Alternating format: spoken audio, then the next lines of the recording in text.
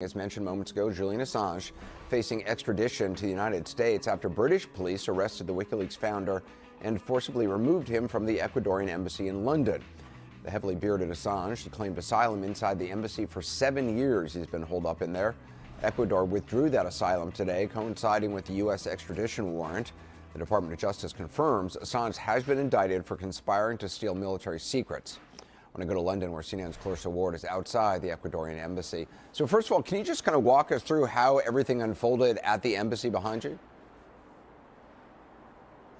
So, Anderson, I think what's really interesting about this is that everybody realized at some point, and there's been a number of false alarms in the past, that Julian Assange would ultimately, at some day, have to leave the Ecuadorian embassy. But no one really expected it to happen in broad daylight at about 9:15 in the morning when police officers went into that door behind me. He's been in there for 7 years. He clearly resisted. You can see those images, just extraordinary images of him being forcibly removed from the embassy. He looks disheveled. He has a long beard. He's clearly resisting arrest. And there was quite a crowd of people, obviously, who gathered around to witness this momentous occasion. Nobody could quite believe what they were seeing, because after 7 long years of him hiding out and living in this embassy, there was a sense that this could go on for no one knew quite how long. And why now? So I think there were a number of different reasons for why now. What we're hearing from Ecuadorian officials is that basically the living situation had become untenable, that they were concerned about his physical and his mental health, that he had become aggressive towards staff employees, that he was discourteous.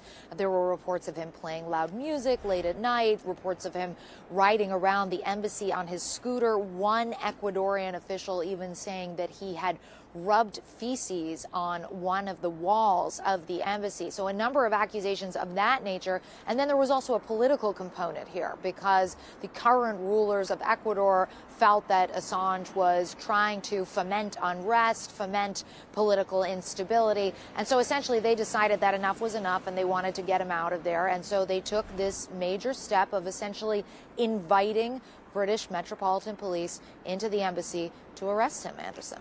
There had been sexual assault charges against him. I can't remember if it was in Sweden or you can correct me, it was in Sweden. Were those dismissed? Are those still out there? So you're right. They were in Sweden, 2 different women accusing him of sexual assault. And it appeared for quite some time that that case had been dropped, that the Swedish prosecutors were not going ahead with that case. But now there is a lot of speculation that, in fact, those cases could be resurrected, which would mean that he's facing not 1, not 2, but 3 legal battles. There's the lesser charge of bail violation, which obviously he will be found guilty of, but that's not as serious as potential sexual assault allegations coming from these 2 different Swedish women. And then obviously the most serious charge that he's facing is what the U.S. is calling conspiracy for computer intrusion, which is basically a legal way of saying that they believe he tried to help Chelsea Manning hack into highly classified data, which he then disseminated. It's an important distinction, though, Anderson, that what the warrant says is not that he is being extradited for publishing those highly classified materials, but for potentially, he stands accused of having tried to help Chelsea Manning hack this password to get at those highly classified documents, Anderson. And what is his lawyer saying about the U.S. charges? Because I know she gave a press conference. Well, I mean, his lawyers and his supporters at WikiLeaks and elsewhere are unsurprisingly trying to really categorize this as an attack on the freedom of the press. And as his one WikiLeaks co-founder said, he said this is about conspiracy to commit journalism, not conspiracy to commit computer intrusion. And you played that sound also from his lawyer, who said Julian Assange has one thing to say about this only, which is, "I told you so." And this is really a narrative narrative that supporters of Assange have been cultivating for some time, that he is a kind of freedom of speech warrior, that he is a journalist, and that it was inevitable that he would be persecuted at some point by these powers such as the U.S., Anderson.